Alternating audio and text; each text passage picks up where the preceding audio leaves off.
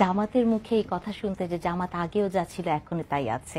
আমি যদি একটু একটু করে বলি, ধরেন ইতিহাস দেখেন, জামাত পাকিস্তানের বিরোধিতা করেছে, তারপর সেই পাকিস্তানে আবার জামাত কায়েম করে মাওলানা মওদুদি জামাতের প্রধান হয়েছেন।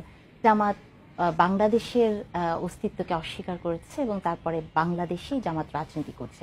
আবার আমার ভাই নিজেই বললেন যে জামাতের শফিকুর রহমান সাহেব উনি জাসদ করতেন, জাসদ থেকে উনি আবার জামাত হয়েছেন, তাই না?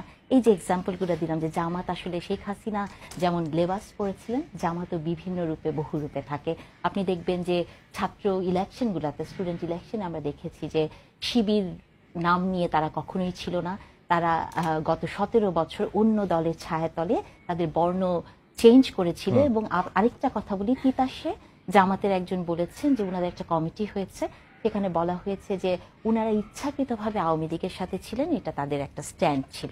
তারপরে আপনি দেখবেন যে জামাত একটা প্রগতির কথা বলার জন্য ওনারা কিন্তু রংপুরেই মনে হয় জামাতের হিন্দু শাখা খুলেছে, তাই না? মানে আপনি চিন্তা করেন, ইসলাম হচ্ছে মূর্তি পূজাকে সবচেয়ে, মানে ইসলামে কোনোভাবেই মূর্তি পূজা পারমিটেড না।